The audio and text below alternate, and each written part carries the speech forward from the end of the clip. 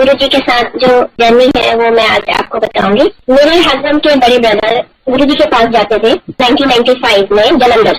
उन्होंने कई बार हमें बोला कि आप भी चलो साथ में, क्योंकि गुरु जी ने उनको हर बार कहना कि अपने छोटे को बुलाओ। छोटा मतलब मेरे हस्बैंड का नाम हरिंदर जी सिंह, उनको बोलते थे कि वो आए। बट वही है कि रिलेक्टेंटली हम लोग ने कभी कहना कि नहीं, हम तो गुरु ग्रंथ साहब को मानते हैं, हम तो गुरुद्वारे जाते हैं, हम नहीं मानते ये महापुरुष गुरुओं को। मेरे को एक बहुत सीरियस प्रॉब्लम थी माइग्रेन की। वो इतनी ज्यादा थी कि मैं days two days on bed रहती थी, वॉमिट होती थी, बहुत सीवियर पेन रहता था मुझे अपना सिर में। मेरी बेटी 4.5 साल की थी उस टाइम। मतलब इतना ज्यादा पेन था कि मुझे इंजेक्शन लगते थे और वॉमिट रहती थी। और मेरे हस्बैंड ने कोई डॉक्टर नहीं छोड़ना, ना मैं अपनी डॉक्टर को देख सकती थी, ना मैं घर को देख सकती थी। फिर मेरे हस्बैंड ने कहा कि नहीं, हम गुरुजी के पास चलते हैं। हम गुरुजी के पास जलंधर गए। हमने गुरुजी के बारे में ये सुना हुआ था कि कोई भी प्रॉब्लम है, मेंटली फिजिकली कोई भी एलिमेंट्स है, वो गुरुजी फट ठीक कर देते हैं। एज अ ह्यूमन नेचर हम गुरुजी के पास गए। बहुत लोग गए होंगे गुरुजी के दरबार में जलंधर में। 2 रूम्स गुरुजी के वहां पर होते थे, नीचे ऊपर भी रूम्स थे। हम एंटर हुए और गुरुजी ने हमें देखा और हमने मत्था टेका और एकदम से गुरुजी कहते थे कि हाँ आ गई, क्लीन आ गई। मतलब उनको नाम भी बताने की जरूरत नहीं पड़ती थी और गुरुजी अपने आप ही नाम बोलते थे। हमने मत्था टेका और गुरुजी ने इशारा करा तो मुझे ऐसा लगा जैसे गुरुजी पूछ रहे हैं कि हाँ की प्रॉब्लम है। मैंने फटाफट अपनी प्रॉब्लम बताई गुरुजी को कि गुरुजी मुझे माइग्रेन आप प्लीज ठीक कर दो, क्योंकि मुझे इतनी ज्यादा प्रॉब्लम थी कि मुझे लगता था बस कोई मिरेकल हो जाए, कुछ ऐसा हो जाए जब मैं ठीक हो जाऊं। गुरुजी ने मेरे को बड़ी जोर से डांट के कहा कि गल तेनू पता नहीं, गुरु तो मांगीता नहीं। मुझे बड़ा अजीब लगा। मैं कहा पहले तो गुरुजी ने इशारा करा मुझे कि किस तरह आए हो और अब गुरुजी ऐसे कह रहे हैं। मैं एक कोने में जाके पीछे की तरफ बैठ गई। मैंने सोचा कि नहीं, अब मैं यहाँ से जाऊंगी तो मैंने कुछ नहीं बोलना, मैंने मत्था भी नहीं टेकना कि मेरी तो इंसल्ट हो गई थी। उस टाइम 20-25 लोग बैठे थे, ऐसा लगता सबने सुन ली। एनीवेज हम लोग 6:30-7 o'clock वहाँ पहुंचे थे। गुरुजी ने लंगर करवाया, पहले चाय प्रसाद जैसे हम करते हैं अभी, फिर गुरुजी ने हमें लंगर करवाया। उस टाइम गुरुजी अपने आप भी प्रसादे जो होते हैं, रोटी होती है, उसको देते थे अपने हाथों से। और गुरुजी ऐसा नहीं कि अपनी जो उनके सिंहासन है उसी पे बैठे रहते थे। वो घूमते घूमते कभी किसी संगत के पास जाके बैठ जाना, मतलब ऐसा लगता था जैसे कोई एक आम इंसान होता है, वैसे गुरुजी लगते थे। हमें ये नहीं पता था कि हम तो ये महापुरुष नहीं है, तो साक्षात भगवान हमारे सामने है। हमने उनको पहचाना ही नहीं। इनफैक्ट अराउंड 11 o'clock गुरुजी ने एक वहां पर, जैसे गुरुजी का एक रूल था, एक गुरुजी जब तक नहीं कहते थे कि कौन सी संगत कब जाएगी, कोई संगत वहां से उठती नहीं थी। कोई उठती भी थी तो गुरुजी इशारा करके बिठा देते थे। वो गुरुजी जो मुझे लगता है वो टाइम देखते थे कि ठीक टाइम है कि नहीं जाने का। सर्दियों का टाइम होता था, पूरा कोहरा होता था। जलंधर टू चंडीगढ़ आप अगर देखा होगा कुछ नहीं दिखता था वहां पर।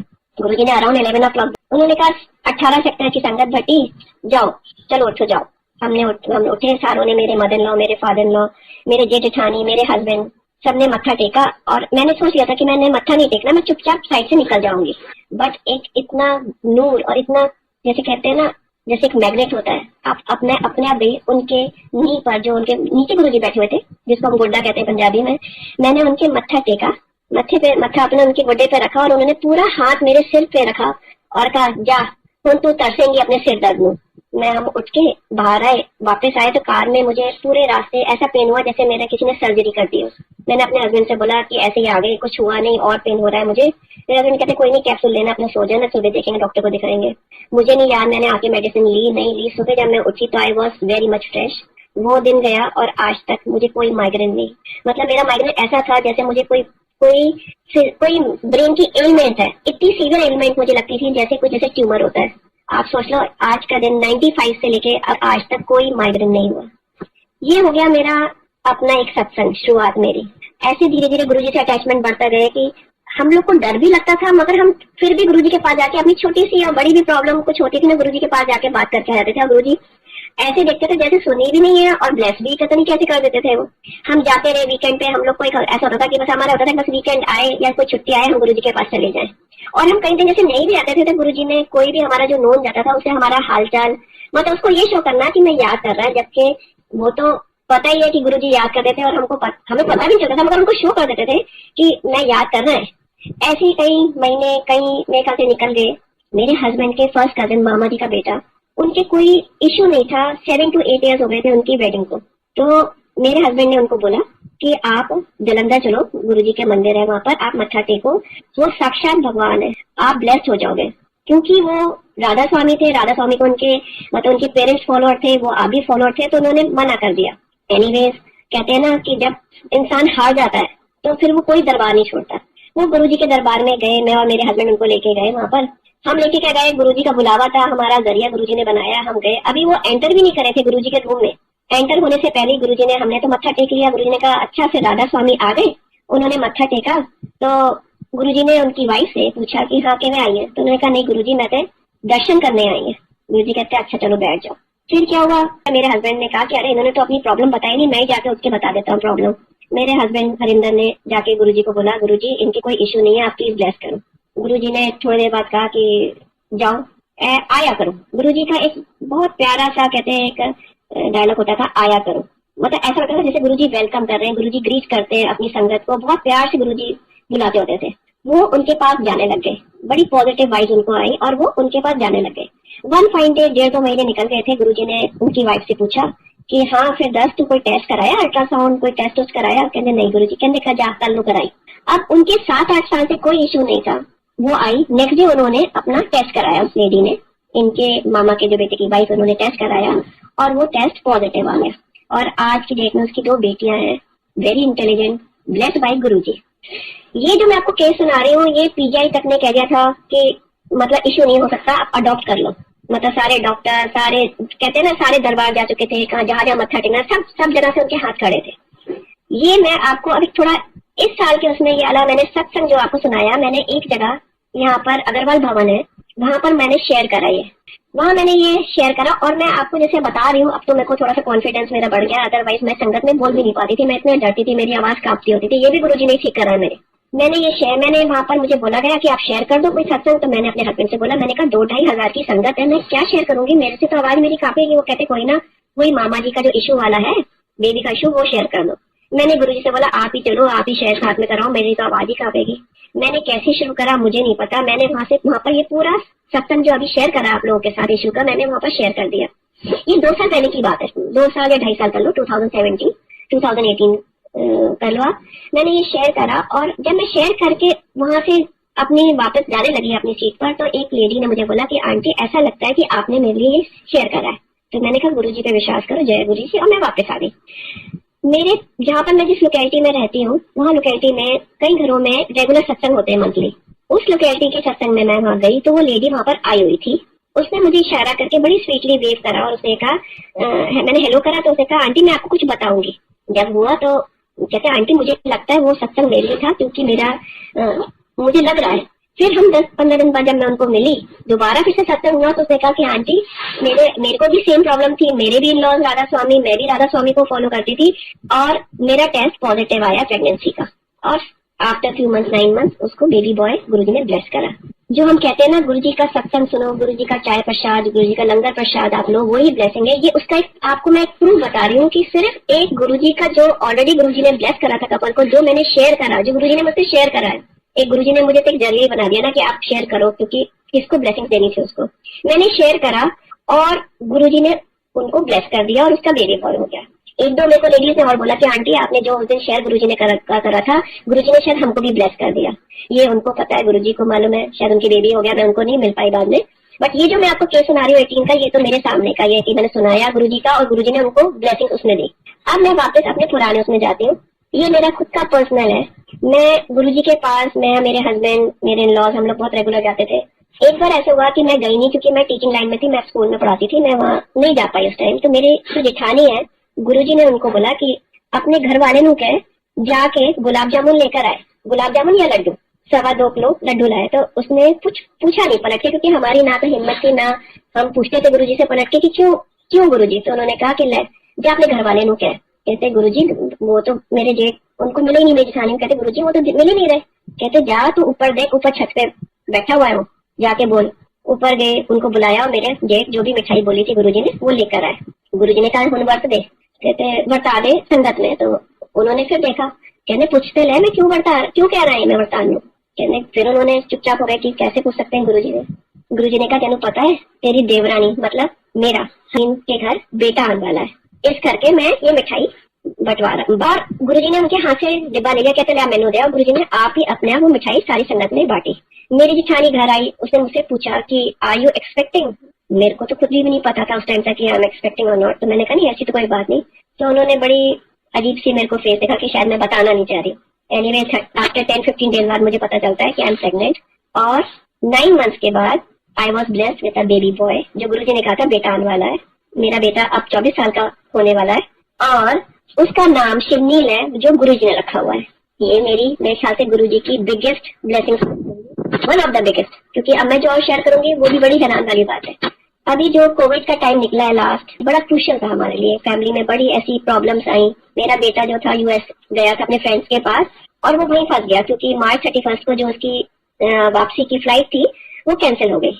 मेरा बेटा वहां फंस गया। मेरी बेटी अभी ब्लेस्ड हुई है बेबी बॉय से, वो मैं आपको शेयर करूंगी। वो प्रेगनेंसी में थी, तो दो ऐसी प्रॉब्लम चल रही थी जिनको मतलब लगा था कि कोविड में क्या होगा। उधर बेटा यूएस में फंसा हुआ है, यूएस के केसेस बहुत ज्यादा थे। इधर मेरी डॉटर के प्रेगनेंसी का टाइम था, जुलाई में उसकी डिलीवरी थी। आप सुन के बड़े हैरान हो गए। मेरी बेटी शी इज स्लाइटली और समटाइम्स बहुत सीवियर भी रहती थी, एस्थमेटिक है, उसको पफ लेना पड़ता है, एस्पिरिन का स्टीरियो डोजेस भी लेने पड़ते थे उसको। तो जब मुझे प्रेगनेंसी का पता चला तो मैं थोड़ी सी घबरा गई। मैंने कहा गुरुजी उसको तो एस्थमेटिक अटैक होते हैं और उसको ये सारी प्रॉब्लम्स है। मैं गुरुजी से जैसे ना ऐसे आप बात करने लगी हूँ जैसे एक अपने माँ बाप से आप बात करते हो। सारी प्रॉब्लम सारी जो है सारी मैंने उनसे बात करनी जब मैंने मेडिटेशन पे बैठना।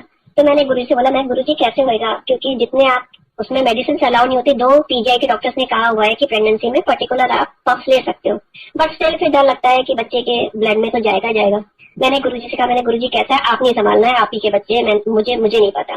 संगत जी आप मानोगे, थ्रू आउट 9 मंथ्स मेरी डॉटर ने एक पफ नहीं लिया। ये एक बात हो गई। ड्यूरिंग प्रेगनेंसी में उसको टूथ की प्रॉब्लम हो गई, उसमें भी एक्सरे होता है, उसमें भी एक्सट्रैक्शंस होते हैं, उसमें भी मेडिसिन, उसमें भी एंटीबायोटिक दी जाती है। वो मेरी बेटी को प्रॉब्लम आई तो डॉक्टर ने कहा कि अभी तो 2nd सेमेस्टर चल रहा है, हम 3rd सेमेस्टर का वेट करते हैं, उसमें शायद एक्सरे भी अलाउ हो जाता है थोड़ा सा और मेडिसिन भी हम आपको अलाउ कर देंगे। फिर डर बैठ गया। मेरी डॉटर ने भी गुरुजी से हाथ जोड़ा कि गुरुजी मैंने तो नहीं कराना कुछ, मैंने तो कुछ नहीं कराना। अच्छा मेरे बच्चों में और मेरे घर में गुरुजी से ऐसा हो गया जैसे हमारे गुरुजी सारा कुछ ही है। जो भी कोई जैसे कहते हैं गुरुजी हर बार कहते थे मंगो नहीं, बट एक वो एक ना ह्यूमन नेचर है, कभी भी प्रॉब्लम आती है कोई खुशी की बात है हमने गुरुजी से शेयर करनी है। मेरी बेटी ने गुरुजी से हाथ जोड़ के कहा कि गुरुजी मेरे तो ये प्रॉब्लम आ गई।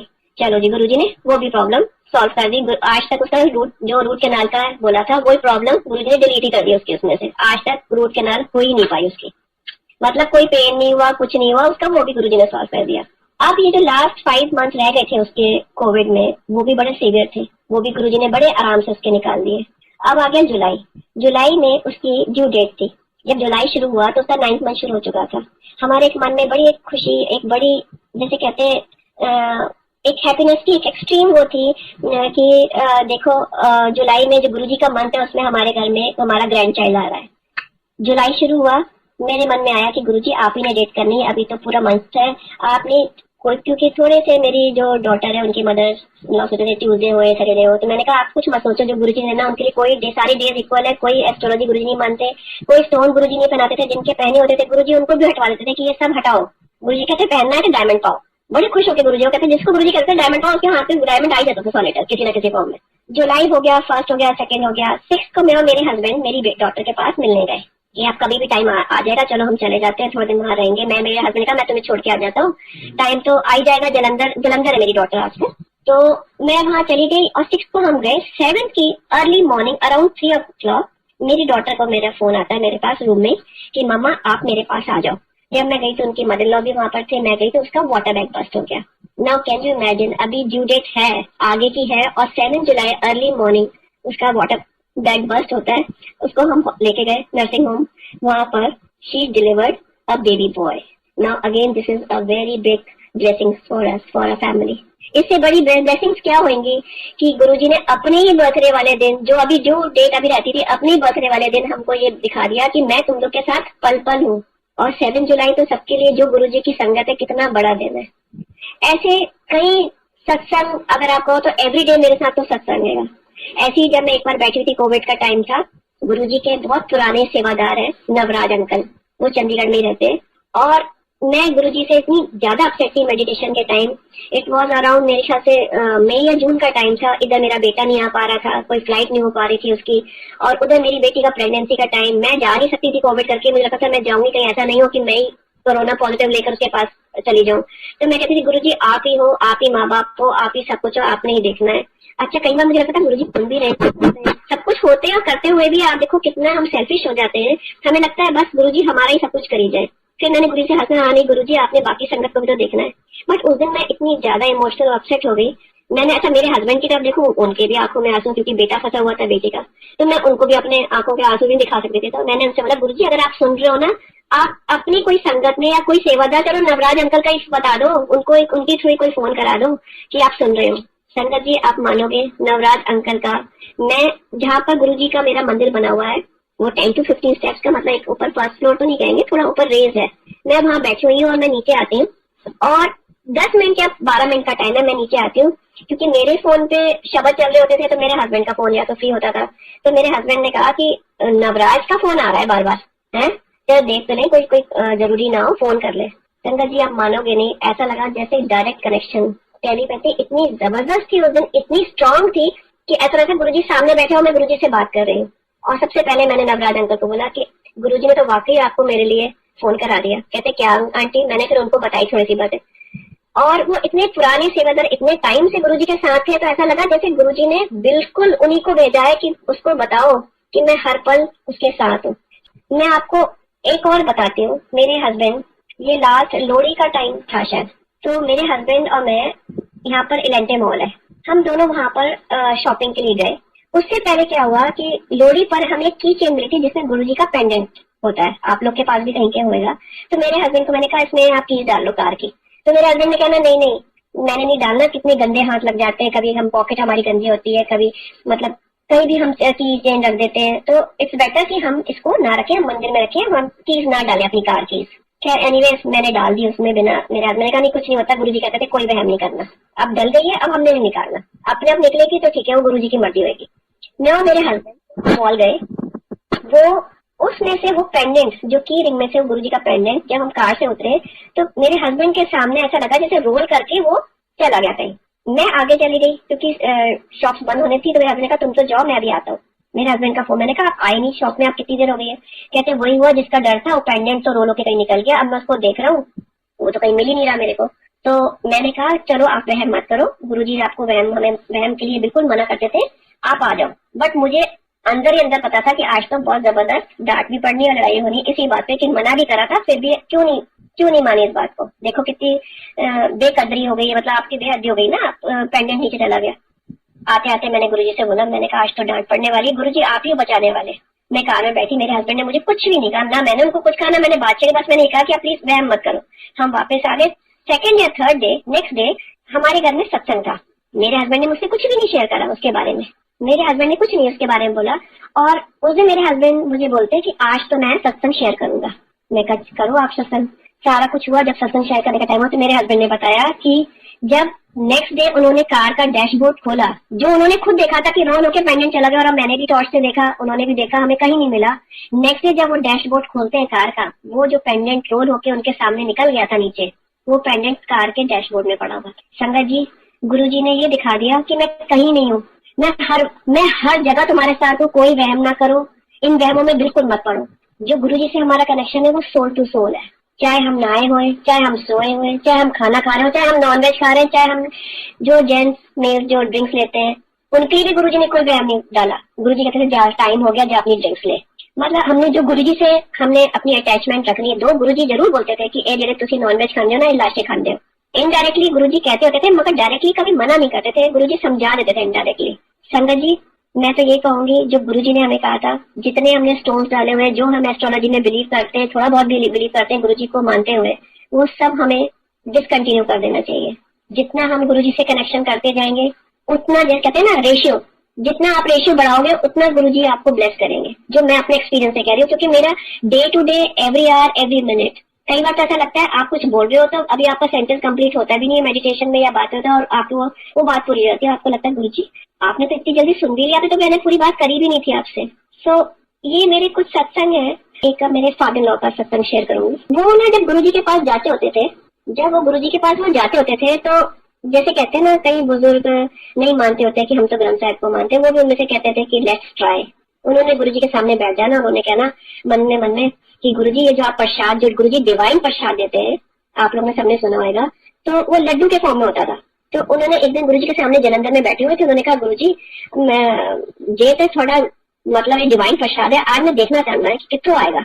उनको लगना कि कहीं हो सकता है कहीं साइड में ट्रेन होगा, हो सकता है गुरुजी ही used to wear long sleeves वाले कुर्ते, तो कहीं स्लीव्स में होगा। मतलब all types of question in his mind कि कहीं गुरुजी का छुपाया कोई सेवादार आएगा, हो सकता है कुछ हिप्नोटाइज करके। नहीं, वो कंटिन्यूसली गुरुजी को देखते रहे और जैसे ना उनकी टेलीपैथी हो रही थी या बातें कर रहे थे गुरुजी से। अब जो गुरुजी से बातें कर रहे थे, थोड़ी बाद गुरुजी ने कहा भट्टी अंकल आ जाओ। उन्होंने गुरुजी ने अपने पास में बिठा लिया और बातें करते रहे, और हाथ जैसे गुरुजी घुमाते हैं, उंगलियां फिंगर्स आपने देखा होगा वीडियोस में, घुमाते रहे, बात करते रहे। इतने में गुरुजी ने कहा हाथ ऊपर करा, हाथ ऊपर करो। और जब हाथ उन्होंने नीचे करा तो उनके हाथ में बहुत बड़ा लड्डू प्रसाद, डिवाइन प्रसाद था। उन्होंने मेरे फादर लॉ को जब हाथ में दिया तो उन्होंने अपने एक हाथ से दिया था, बट जब मेरे फादर लॉ को कहा कि लो आप प्रसाद, तो उनके दोनों हाथों में भी नहीं आ रहा था, वो इतना बड़ा सारा था। मेरे फादर लॉ वो दिन गया आज तक, मतलब कोई सेकंड थॉट तो उनके माइंड में फिर आया ही नहीं।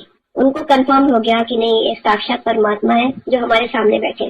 गुरु ने कहा कि भट्टी अंकल थोड़ा सा प्रसाद आप संगत में बरता दो, बाकी आप घर में रखो और अपने घर में सबको दो। ये मैं आपको आपके जन्म जन्म मैंने आपका ठीक कर दिया, आपकी पूरी फैमिली, आपके बच्चे, आपके बच्चों के बच्चे, आगे जनरेशन टू जनरेशन मैंने ब्लेस कर दिया। And it's a proof, like आज तक छोटी मोटी जैसे प्रॉब्लम जो आप हैंडेबल है, मतलब जो आप टॉलरेट कर सकते हो, वो छोटी मोटी जरूर आई है, बट उसका भी मतलब वो टाइम से निकल गई अपनी। ऐसे ना कभी हमारे कोई फिजिकल एलिमेंट ऐसी आई जो ठीक नहीं हो सकती, या कोई ऐसी फाइनेंशियल प्रॉब्लम आई हो जो हम फेस नहीं कर सकते। गुरुजी की आज तक भट्टी फैमिली पर इतनी ब्लेसिंग्स है, कहते हैं ना generation to generation, family to family. अगर गुरुजी ने एक फैमिली पे सिर पे हाथ रख लिया, मतलब समझ लो आपकी उनकी सारी जितनी फैमिलीज अटैच है वो ब्लेस्ड हो गई। कुछ भी मैं गुरुजी से बात करती हूँ, कुछ भी कहती हूँ, वो पूरी हो जाती है। या गुरुजी किसी ना किसी फॉर्म में समझाते हैं कि अगर ये नहीं हो रहा है तो मतलब ये तुम्हारे लिए फ्रूटफुल नहीं है, इस करके नहीं है, उसका भी गुरुजी मुझे आंसर दे देते हैं। तो संगत जी, जो आपको गुरुजी दे रहे हैं वो आपके फेवर में इसी करके दे रहे हैं। जो आपके लिए ठीक है गुरुजी ने वो देना है, जो आपके लिए ठीक नहीं है गुरुजी ने किसी ना किसी फॉर्म में आपको बता देना है कि ये तेरे वास्ते ठीक नहीं है। जय गुरुजी।